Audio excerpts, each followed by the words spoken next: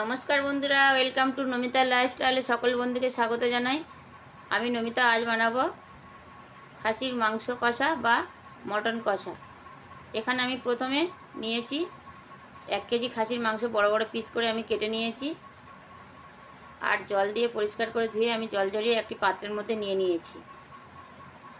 এরপর ম্যারিনেট করার জন্য আমি নিয়েছি 1 প্যাকেট টক দই, 200 গ্রাম ওজন আছে, আর 2 টুকরো পেঁপে নিয়েছি। পেঁপের টুকরো দুটোকে আমি গ্রেটার দিয়ে গ্রেট করে নেব।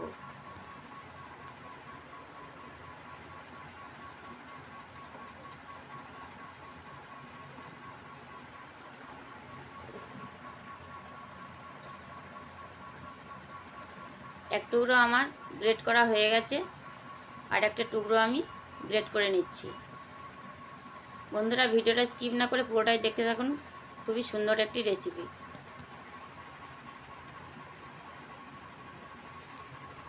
পেঁপের টুকরোগুলোকে আমার গ্রেট করা হয়ে গেছে। এরপর আমি দিয়ে দেব মাংসের মধ্যে।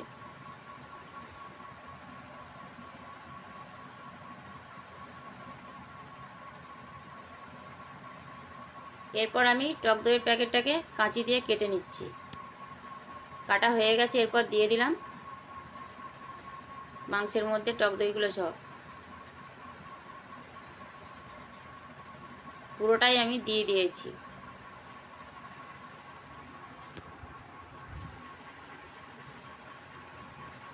এরপর আমি হাত দিয়ে ভালো করে মেখে নেব। মাখানো হয়ে গেছে। এরপর আমি 1 ঘন্টার জন্য ম্যারিনেট করে রেখে দিলাম।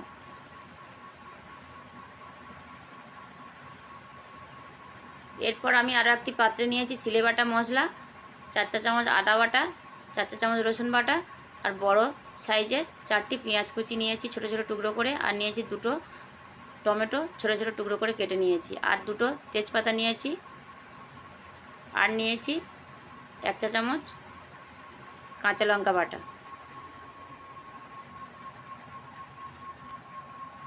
এরপর ফোড়নের জন্য নিয়েছি 3টি এলাচ, 2টো দারচিনি, আর 3টি লবঙ্গ। এগুলো আমি গোটা ফোড়ন হিসাবে ব্যবহার করব। আর নিয়েছি 5টা আলু মাঝারি সাইজের, আমি 2 টুকরো করে কেটে নিয়েছি। গ্যাসে কড়াই বসিয়ে গরম করে নিয়েছি। তার মধ্যে দিয়ে দিলাম পরিমাণ মতো সরষের তেল। সরষের তেল গরম হয়ে যাওয়ার পরে আমি খুন্তি দিয়ে নাড়াচাড়া করে নিলাম। এরপর দিয়ে দিলাম ধুয়ে পরিষ্কার করে জল ঝরিয়ে রাখা আলুগুলো, দিয়ে আমি নাড়াচাড়া করে নিলাম। দিয়ে দিলাম 1/2 চা চামচ লবণ, আর দিয়ে দিলাম 1/2 চা চামচ হলুদের গুঁড়ো। ভালোভাবে আমি আরও কিছুক্ষণ নাড়াচাড়া করে নিলাম।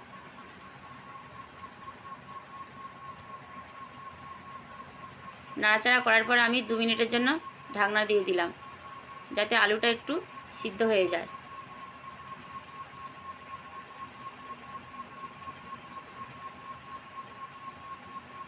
দু মিনিট পর আমি খুলে নাড়াচাড়া করে নিয়েছি। আলুটা প্রায় আমার ভাজা হয়ে গেছে। এরপর আমি তুলে নেব। একটি পাত্রের মধ্যে আমি তুলে নিলাম।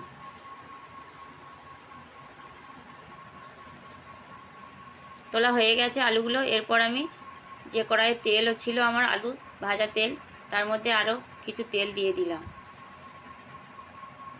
এরপর দিয়ে দিলাম গোটা ফোড়ন। ফোড়নটা দেওয়ার পর আমি দিয়ে দিলাম 2 চা চামচ চিনি। চিনিটা দেওয়ার কারণ হলো রঙটা খুব সুন্দর হয়, চিনির একটা ক্যারামেল তৈরি হবে। চিনির ক্যারামেলটা একটু তৈরি হয়ে গেছে। এরপর দিয়ে দিলাম পেঁয়াজ কুচি।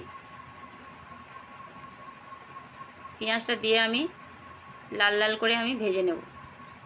পেঁয়াজটা অনেকটাই আমার লাল লাল হয়ে ভাজা হয়ে গেছে। এরপর দিয়ে দিলাম রসুন বাটা।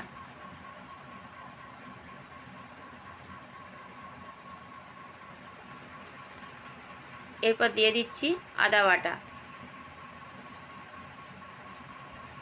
এরপর দিয়ে দিলাম টমেটো কুচি। খুন্তি দিয়ে আমি কিছুক্ষণ নাড়াচাড়া করে নিলাম। এরপর দিয়ে দিলাম 1 চা চামচ কাঁচা লঙ্কা বাটা। আরও কিছুক্ষণ আমি মশলাটাকে কষিয়ে নিলাম যতক্ষণ না মশলার কাঁচা গন্ধ চলে যায়। তারপর দিয়ে দিলাম হলুদের গুঁড়ো 2 চা চামচ, দিয়ে দিলাম 1.5 চা চামচ গুঁড়ো লঙ্কা, দিয়ে দিলাম পরিমাণ মতো নুন, তারপর দিয়ে দিলাম কাশ্মীরি লঙ্কার গুঁড়ো 2 চা চামচ। সবগুলো মশলা দিয়ে আমি ভালো করে কষিয়ে নেব। এরপর আমি দিয়ে দিলাম অল্প পরিমাণ গরম জল, যাতে না মশলা তলায় ধরে যায়, তার জন্য আমি গরম জল দিয়ে মশলাটাকে কষিয়ে নিচ্ছি।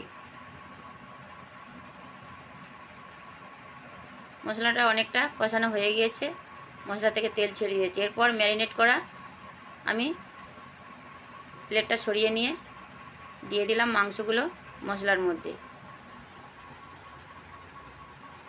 মাংস দিয়ে আমি ভালো করে নাড়াচাড়া করে নিলাম। অনেকটা জল বের হয়েছে। নাড়াচাড়া করার পরে আরও কিছুক্ষণ আমি ভালো করে নাড়াচাড়া করে নেব। এই খাসির মাংস যত কষাবেন তত খুব সুন্দর টেস্টি হবে মাংস। আমি 10 মিনিটের জন্য ঢাকনা দিয়েছিলাম। 10 মিনিট পর আমি ঢাকনা খুলে নিয়ে আলু দিয়ে দিলাম। আলুগুলো দিয়ে আমি আরও কিছুক্ষণ মাংসটাকে কষিয়ে নেব যতক্ষণ না মাংসের মধ্যে থেকে তেল ছেড়ে দিচ্ছে। আমি আরও 20 মিনিট কষিয়ে নিয়েছি মাংসটাকে। মাংস থেকে এবার তেল ছেড়ে দিয়েছে প্রায়। এরপর আমি গরম করে রাখা জল আমি পরিমাণ মতো দিয়ে দিলাম।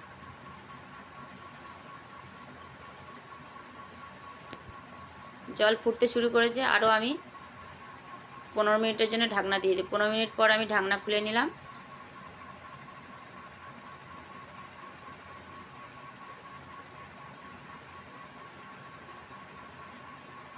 আরও কিছুক্ষণ আমি নাড়াচাড়া করে নিচ্ছি। বন্ধুরা, ভিডিওটি ভালো লাগলে অবশ্যই লাইক, কমেন্ট, শেয়ার করবেন। আর যদি আমার চ্যানেলে নতুন হয়ে থাকেন অবশ্যই চ্যানেলটিকে সাবস্ক্রাইব করবেন। আরও আমি 5 মিনিটের জন্য ঢাকনা দিয়ে দিলাম। 5 মিনিট পর আমি ঢাকনা খুলে নিলাম। আরও কিছুক্ষণ নাড়াচাড়া করে নিচ্ছি আমি খুন্তি দিয়ে।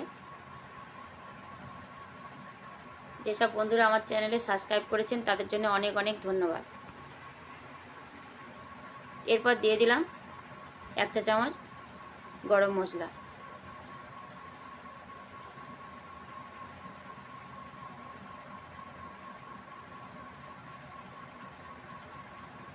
খাসির মাংসটা আমার প্রায় হয়ে এসেছে। দেখে নিচ্ছি আলুটা সিদ্ধ হয়েছে কিনা। আলু সিদ্ধ হয়ে গেছে।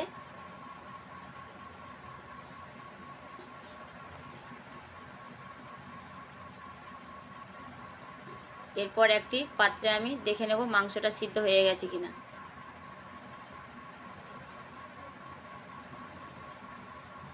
খাসির মাংস আমার তৈরি হয়ে গিয়েছে, বা মটন কষা আমার তৈরি হয়ে গিয়েছে। পুরোই সিদ্ধ হয়ে গেছে, মাংসটা পুরো পারফেক্ট। কত সুন্দর সিদ্ধ হয়েছে দেখুন বন্ধুরা। এরপর আমি একটি পাত্রে নিয়ে পরিবেশন করব। ভিডিওটি এখানে শেষ করলাম।